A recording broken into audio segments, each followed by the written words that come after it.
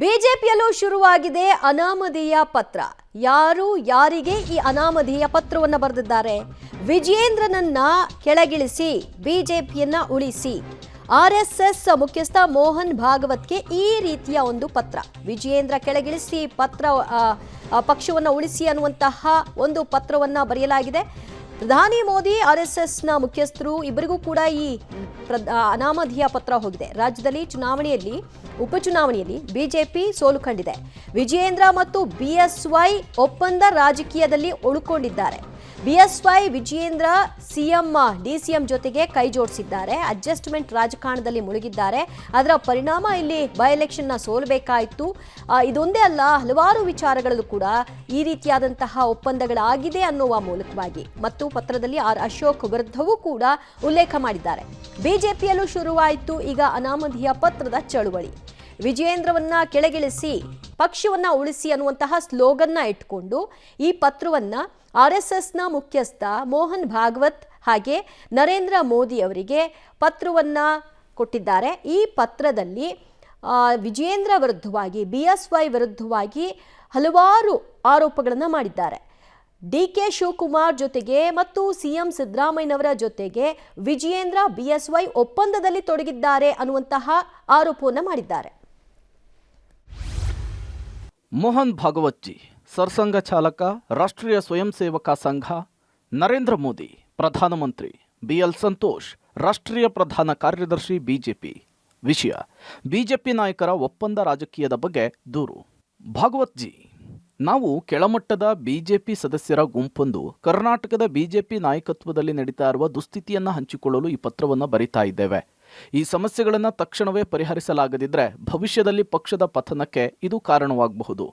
ಇತ್ತೀಚೆಗೆ ನಡೆದ ವಿಧಾನಸಭಾ ಚುನಾವಣೆಯಲ್ಲಿ ಬಿಜೆಪಿ 3 ಕ್ಷೇತ್ರಗಳಲ್ಲೂ ಕೂಡ ಸೋತಿದ್ದು, ರಾಜ್ಯಾಧ್ಯಕ್ಷ ಬಿವೈ ವಿಜಯೇಂದ್ರ ಮತ್ತು ಅವರ ತಂದೆ ಬಿಎಸ್ ಯಡಿಯೂರಪ್ಪ ನಡೆಸ್ತಾ ಇರುವ ಒಪ್ಪಂದ ರಾಜಕೀಯದ ಮೇಲೆ ಬೆಳಕು ಚೆಲ್ಲಿದೆ. ಇವರು ಮುಖ್ಯಮಂತ್ರಿ ಸಿದ್ದರಾಮಯ್ಯ ಮತ್ತು ಉಪಮುಖ್ಯಮಂತ್ರಿ ಡಿಕೆ ಶಿವಕುಮಾರ್ ಜೊತೆಗೆ ಕೈ ಜೋಡಿಸಿದ್ದಾರೆ. ಮೈಸೂರು ನಗರಾಭಿವೃದ್ಧಿ ಪ್ರಾಧಿಕಾರ ಅಂದ್ರೆ ಮೂಡಾ ಹಗರಣದ ವಿಚಾರದಲ್ಲಿ ಸಿದ್ದರಾಮಯ್ಯ ಅವರನ್ನು ತಡೆಯಲು ಸಾಕಷ್ಟು ಅವಕಾಶ ಇದ್ರೂ ಕೂಡ ಅವರು ಇನ್ನೂ ಅಧಿಕಾರದಲ್ಲಿದ್ದಾರೆ.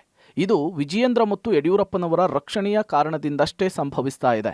ಕೆಲವು ತಿಂಗಳುಗಳ ಹಿಂದೆ ಸಿದ್ದರಾಮಯ್ಯ ಪೋಕ್ಸೋ ಪ್ರಕರಣದಲ್ಲಿ ಯಡಿಯೂರಪ್ಪ ಅವರನ್ನು ರಕ್ಷಿಸಿದ್ರು. ಅವರನ್ನ ಸಮಯಕ್ಕೆ ನ್ಯಾಯಾಲಯಕ್ಕೆ ಹೋಗಲು ಅವಕಾಶ ಮಾಡಿಕೊಡಲಾಯಿತು.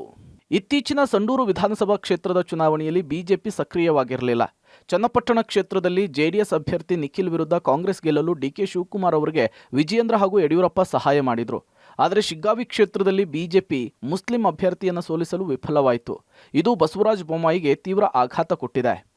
ವಿಜಯೇಂದ್ರ ಮತ್ತು ಡಿಕೆ ಶಿವಕುಮಾರ್ ಬೆಂಗಳೂರಿನಲ್ಲಿ ಮತ್ತು ಇತರ ಕಡೆಗಳಲ್ಲಿ ವ್ಯಾಪಾರ ಹಿತಾಸಕ್ತಿಗಳನ್ನು ಹೊಂದಿದ್ದಾರೆ. ಬಿಜೆಪಿಯ ವಿರೋಧ ಪಕ್ಷದ ನಾಯಕ ಆರ್ ಅಶೋಕ್ ಕೂಡ ಈ ರೀತಿಯ ಸಂಬಂಧದಲ್ಲಿ ವಿಭಿನ್ನರಲ್ಲ.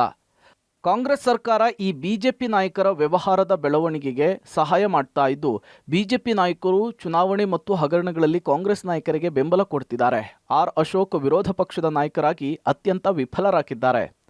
ವಿಧಾನಸಭೆಯಲ್ಲಿ ಬಸನಗೌಡ ಪಾಟೀಲ್ ಯತ್ನಾಳ್, ಸುನಿಲ್ ಕುಮಾರ್ ಅವರಂತಹ ಕೆಲವು ಬಿಜೆಪಿ ನಾಯಕರನ್ನು ಹೊರತುಪಡಿಸಿ ಉನ್ನತ ನಾಯಕರು ಕಾಂಗ್ರೆಸ್ ಸರ್ಕಾರದ ಅನ್ಯಾಯಗಳ ವಿರುದ್ಧ ಪ್ರತಿರೋಧವನ್ನು ತೋರಿಸುವಂತೆ ಕಾಣಿಸ್ತಾ ಇಲ್ಲ.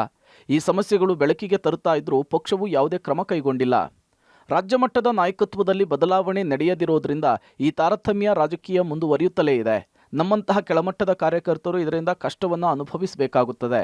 BJP party with A difference ಅಂಥೇಳಿ ಕರೆಯಲ್ಪಡೋದ್ರಿಂದ ಕಾರ್ಯಕರ್ತರ ಹಿತವನ್ನು ರಕ್ಷಿಸಲು ಬದಲಾವಣೆಗಳನ್ನು ತರುವ ಅಗತ್ಯವಿದೆ. ಈ ಪತ್ರವನ್ನು ಗಂಭೀರವಾಗಿ ಪರಿಗಣಿಸಿ ಕ್ರಮವನ್ನು ಕೈಗೊಳ್ಳಲಾಗುತ್ತೆ ಎಂಬ ಆಶಯ ಇದೆ. ಧನ್ಯವಾದಗಳು.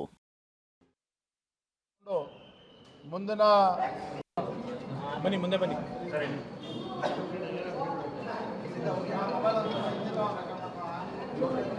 ಸಂಘಟನಾ ಪರ್ವದ ಹಿನ್ನೆಲೆಯಲ್ಲಿ ನಮ್ಮ ರಾಷ್ಟ್ರೀಯ ಪ್ರಧಾನ ಕಾರ್ಯದರ್ಶಿಗಳು ತರುಣ್ ಚುಗ್ಜಿ ಅವರು, ರಾಜ್ಯದ ಸಹ ಉಸ್ತುವಾರಿಗಳು ಸುಧಾಕರ್ ರೆಡ್ಡಿ ಅವರು ಮತ್ತು ಕೇಂದ್ರದ ಮಾಜಿ ಸಚಿವರಾಗಿರ್ತಕ್ಕಂಥ ರಾಧಾಕೃಷ್ಣನ್ ಅವರು 3 ಹಿರಿಯ ನಾಯಕರು ಇವತ್ತು ಬೆಂಗಳೂರಿಗೆ ಬಂದು ಬೆಳಗ್ಗೆಯಿಂದ ಸುಮಾರು 4-4.5 ತಾಸುಗಳ ಕಾಲ ಸಕ್ರಿಯ ಸದಸ್ಯತ್ವವನ್ನು ಮುಂದುವರಿಸ್ತಕ್ಕಂಥದ್ದು, ಬೂತ್ ಸಮಿತಿಗಳ ರಚನೆ, ಮುಂದಿನ ದಿನಗಳಲ್ಲಿ ಮಂಡಲ ಸಮಿತಿಗಳನ್ನು ರಚನೆ, ಈ ಎಲ್ಲ ವಿಚಾರವಾಗಿ ಸಮಗ್ರವಾಗಿ ಚರ್ಚೆಯನ್ನು ಮಾಡಿದ್ದಾರೆ. ನಮಗೆ ಸಲಹೆಗಳನ್ನು ಕೂಡ ನೀಡಿದ್ದಾರೆ. ಯಾವ ರೀತಿ ಸಂಘಟನಾ ಪರ್ವನ ಯಶಸ್ವಿಯಾಗಿ ಮಾಡಬೇಕು ಅನ್ನೋ ನಿಟ್ಟಿನಲ್ಲಿ ತದನಂತರದಲ್ಲಿ ಕೋರ್ ಕಮಿಟಿನೂ ಕೂಡ ಸೇರಿದ್ವಿ. ಇದೇ ಸಂಘಟನೆಯನ್ನು ಬಲಪಡಿಸ್ತಕ್ಕಂಥ ನಿಟ್ಟಿನಲ್ಲಿ ಕೆಲವು ಸಲಹೆಗಳನ್ನು ಕೂಡ ನೀಡಿದ್ದಾರೆ. ಹಾಗಾಗಿ ಸಂಘಟನಾ ಪರ್ವದ ನಿಟ್ಟಿನಿಂದ ಇವತ್ತು ನಡೆದಿರ್ತಕ್ಕಂಥ